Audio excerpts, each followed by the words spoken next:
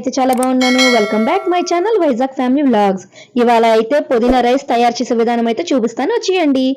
ముందుగా అయితే మనకి పుదీనా అయితే నేనైతే వాష్ చేసుకొని దాన్ని అయితే గ్రైండ్ చేసుకున్నానండి.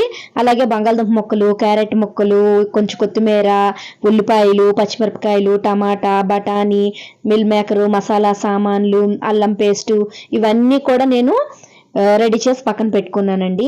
అలాగే కుక్కర్ తీసుకుందాము. కుక్కర్లో వద్దనుకునే వాళ్ళు విడిగా కూడా గిన్నెలో కూడా మనం దీన్ని చేసుకోవచ్చు అండి. అలాగే నెయ్యి వేసుకున్నాను. నెయ్యి వేసుకుంటే ఫ్లేవర్కి బాగుంటుంది అనమాట, టేస్ట్ కూడా బాగుంటుంది. అలాగే పూర్తిగా నెయ్యి కూడా వేసలేదండి, నేను హాఫ్ నెయ్యి వేసుకున్నాను. అలాగే ఆయిల్ సగం వేసుకున్నాను. మొత్తం కలిపి ఒక 3 గరిటెలు అనుకోండి, అంటే పెద్ద గరిటెలు కాదు, చిన్నవి. మసాలా ఇంగ్రీడియంట్స్ అన్నీ వేసుకుందామని, బిర్యానీ మసాలాలన్నీని. అలాగే పచ్చిమిరపకాయలు, ఉల్లిపాయలు ఇవన్నీ వేసుకొని చక్కగా వేపుకుందాము. దోరగా వేపుకుంటే బాగుంటుందండి. అలాగే ఇందులోకి మనం క్యారెట్ ముక్కలు కూడా వేసుకుందాము. మనం ఇంకా ఏమేమి తరిగామో అవన్నీ వేసుకుందాం. బంగాళదుంప ముక్కలు, అలాగే బఠానీ ఇవన్నీ కూడా వేసుకుందాము. కలర్ఫుల్గా ఉన్నాయి నాకు ఇవన్నీ చూస్తుంటే, కలర్గా ఉన్నాయి వెజిటేబుల్స్ అన్నీ వేసుకుంటే బాగుంటుందండి ఏదైనా కూడాను. పిల్లలు విడిగా కర్రీస్ రూపంలో ఎలాగ తినరు. ఇలాగ మనం వెజిటేబుల్స్ అన్నీ చేసి ఇలాగ రైస్ అందులో వేసేసి చేస్తే పిల్లలు ఇష్టంగా తింటారు. అలాగే మిల్ మేకర్లు కూడా టేస్ట్ బాగుంటుందండి, ఆరోగ్యానికి కూడా మిల్ మేకర్లు చాలా మంచిది. మిల్ మేకర్లు, టమాటీలు ఇవన్నీ వేసుకొని అల్లం పేస్టు నేనైతే 2 స్పూన్స్ వేసుకున్నానండి. అల్లం పేస్టు బాగా వేపుకుందాము. అలాగా మనం వేగితేనే వెజిటేబుల్స్ అనేవి బాగా ఫ్రై అవుతాయి. అడుగంటకుండా ఫ్రై చేసుకుంటూ ఉండాలండి, గరిటతో కలుపుతూ ఉండాలి, లేదంటే అడుగు అనేది అంటుతుంది.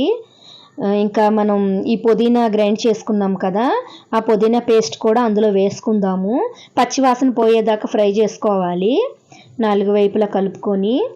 అదే వేగకుండా మనం రైస్ వేసేస్తే కనుక పచ్చివాసనలాగా వస్తుందండి. పుదీనా ఫ్లేవర్ కూడా బాగుంటుంది. అలాగే నేనైతే 3 గ్లాసులు రైస్ అయితే తీసుకున్నాను.